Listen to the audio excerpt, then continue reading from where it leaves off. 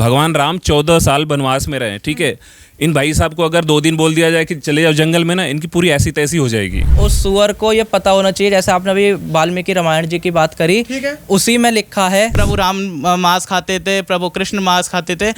मांस खाना देखिए, मांस खाते थे, इन्हें बता के खाया। आपको लगता है कि भगवान राम मांस खाते थे? कि ध्रुव राठी भाई, आप ना थोड़ा सा योग करें, आपका जो मन के अंदर जो गंद भरा हुआ है वो भी दूर होगा। एक भी वीडियो ध्रुव राठी की क्रिश्चियनिटी पर नहीं आई, इस्लाम पर नहीं आई। ये ध्रुव राठी को ऐसी कौन सी रामायण और कौन सी मनुस्मृति, खैर मनुस्मृति से देश नहीं चलता, कौन सी भगवत गीता, कौन सी महाभारत ऐसी उसके हाथ लग गई? उनके भगवान के बारे में नहीं बोल रहा, उनके भगवान नहीं, भगवान तो हमारे हैं, भगवान तो हमारे, उनके अल्लाह है, जीसस, जैसे आपने भी बताया। उनके बारे में कभी बोल के दिखा दे, जर्मनी से भी शायद। जो हिंदू का विरोध करते हैं ना, मेरे नज़र में वो कोटे बैठी वैश्य के समान है। मीडिया पे और सोशल मीडिया पे फेम पाने के लिए व्यक्ति अपनी मानसिकता खो चुका है। नमस्कार, मैं आकाश कुमार, स्वागत आपका हमारे चैनल पर। ध्रुव राठी की एक वीडियो ने पूरे देश में बवाल मचा दिया है। आखिर कहोगे कि ध्रुव राठी तो बहुत फैक्चुअल वीडियोस बनाता है, तो आखिर में उसकी वीडियो से बवाल कैसे मच गया?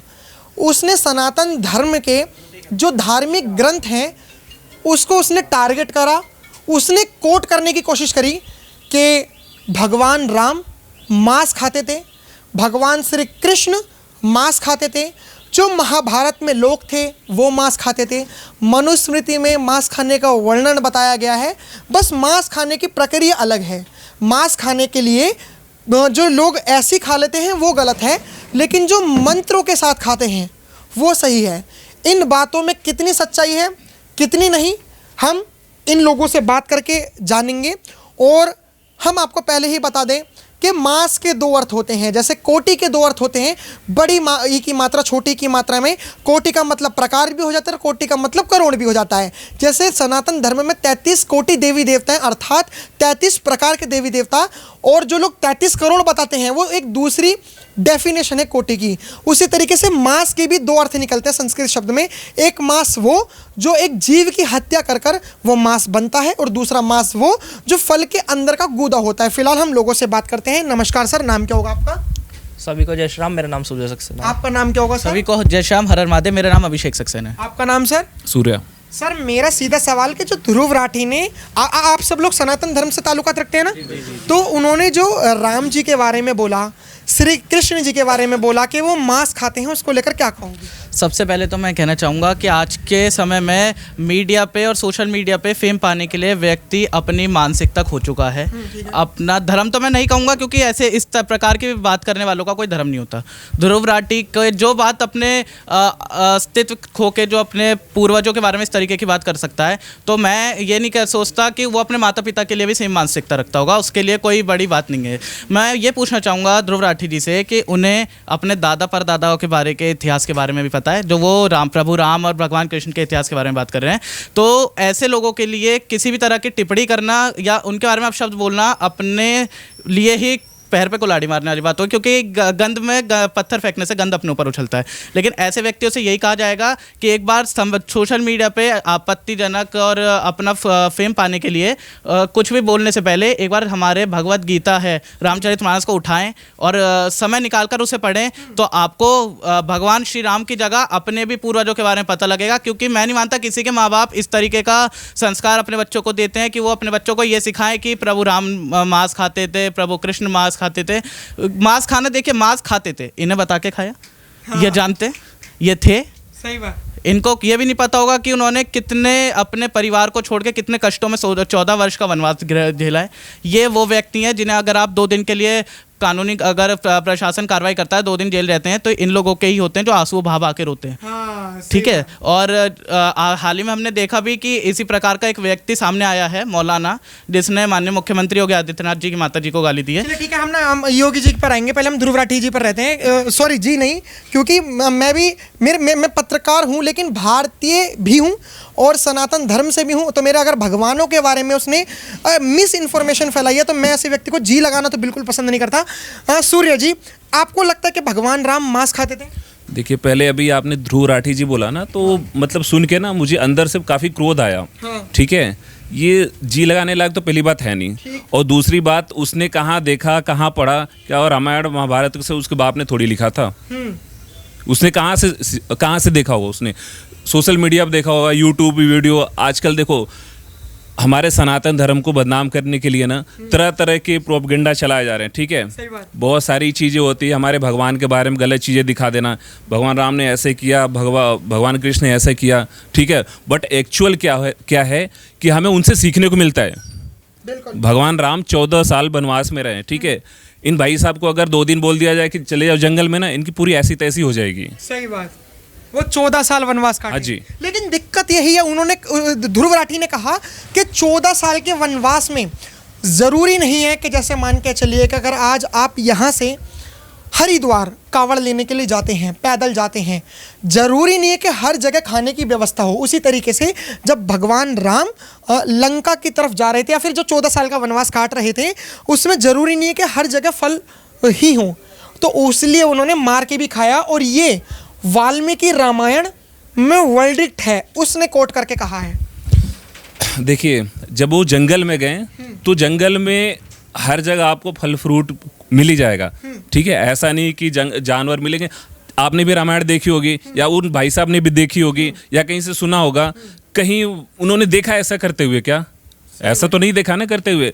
उनकी जो मानसिकता है ना, वो मतलब वो बदल रही उनकी मानसिकता। और आपके माध्यम से हम एक निवेदन ऑन करना चाहेंगे कि ध्रुव राठी भाई, आप ना थोड़ा सा योग करें, आपका जो मन के अंदर जो गंध भरा हुआ है वो भी दूर होगा। प्लस आपको समझ में आएगा कि प्रभु श्री राम के छोटे भाई प्रभु लक्ष्मण, जिन्होंने 14 वर्ष बिना सोए अपने माता समान भाभी को और पिता समान भाई की सेवा में लगा दिए, तो वो प्रभु श्री राम योग के सहारे भी भूखे प्यासे क्या, आप उन्हें योग के सहारे वो सालों साल जीवित रह सकते थे। तो थोड़ा सा आप भी समय निकाल के अगर योग करेंगे तो जानेंगे कि योग की क्या महत्व है और सनातन धर्म की क्या मान्यता है। सर एक बात बताइए, बीजेपी का विरोध, आप में से कोई बीजेपी से है? आप बीजेपी से हैं?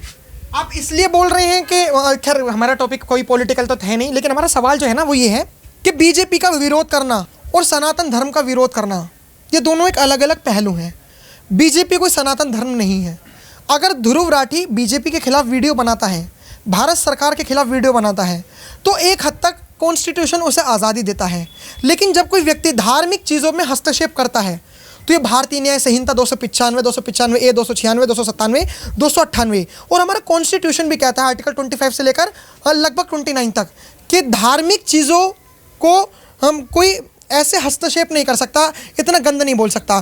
ध्रुव राठी को क्या कहना चाहोगे कि सीधा पॉलिटिकल से हटके सनातन धर्म का विरोध करने लग गया? आपको देखिए, विदेश में बैठे बैठे भौंकना है, राजनीति करनी है, आप उसे राजनीतिक तरीके से करें। आप किसी भी नेता को बोले, राजनीतिक पार्टी, सत्ता पार्टी, किसी को भी बोले, परंतु आप किसी भी धर्म के लिए गलत टिप्पणी ना करें। उस सुअर को ये पता होना चाहिए, जैसे आपने अभी वाल्मीकि रामायण जी की बात करी, उसी में लिखा है, जो उसने पढ़ा होगा उसे पता भी होगा, जब 14 साल बाद वनवास के बाद राम जी आए, बैठे, पता लगा कि जब लक्ष्मण जी का पता लगा कि वो पूरे 14 साल ना सोए, और ये भी पता लगा था कि उन्होंने ना कुछ खाया, शायद पता हो, तो जो कुटिया में वो रह रहे थे उस कुटिया में सैनिक दोबारा गए।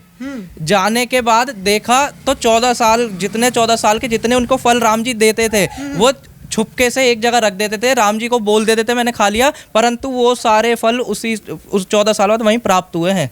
ये खुद स्वयं रामायण में लिखा है, बताया है, दिखाया है, उस सुअर ने देखा होगा तो उसे पता होगी। लेकिन आप लोगों ने तो रामायण जो पढ़ी है और जो मैंने रामायण पढ़ी है, जो हम भारतीयों ने रामायण पढ़ी है, वो तो इसी तरीके से पढ़ी है जो आप लोग बता रहे हो।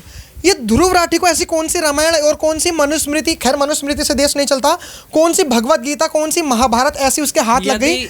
यदि इसने हमारी रामायण या कोई 40 हमारे ग्रंथ पढ़े होते ना, तो ये इस तरीके की भाषा, इस तरीके की टिप्पणी करता ही नहीं। ये कर रहा है, ये राक्षस कुल का जो भी व्यक्ति है, हम इसे नहीं जानते। अरे हरियाणा के जाट तो इसे बड़ा वो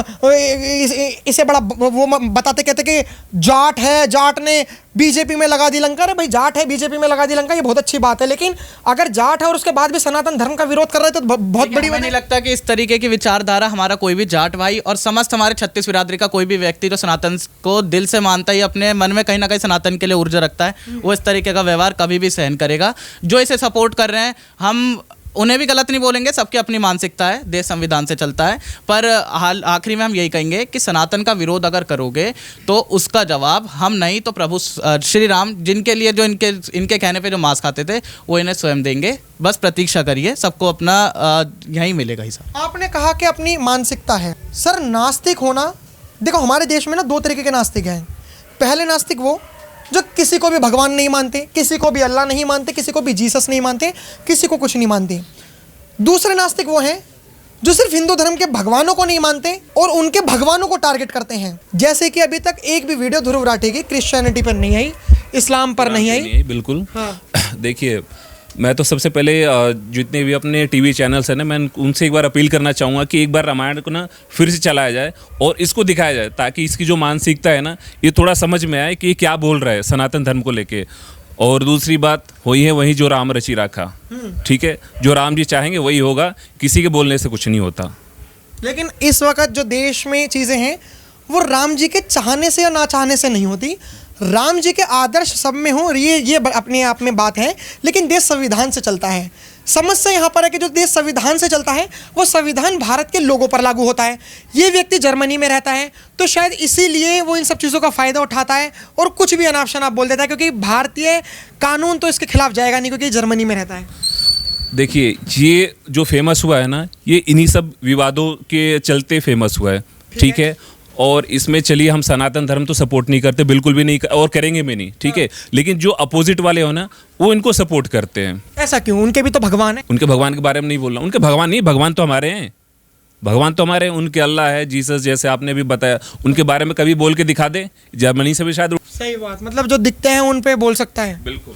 तो आपका क्या कहना है भाई साहब के भगवान राम जी पर जो अभद्र टिप्पणी करी गई है, उसको लेकर क्या बोलोगे? जो ध्रुव राठी सो कॉल्ड बहुत बड़ा इन्फ्लुएंसर है भाई, ये सब वो कर रहे हैं फेम पाने के लिए, फॉलोअर्स पाने के लिए, लाइक पाने के लिए, ठीक है। उसको ये भी नहीं पता होगा कि रामायण जी की रामायण लिखी किसने, महाभारत लिखी किसने, उसको ये भी नहीं पता होगा, ठीक है।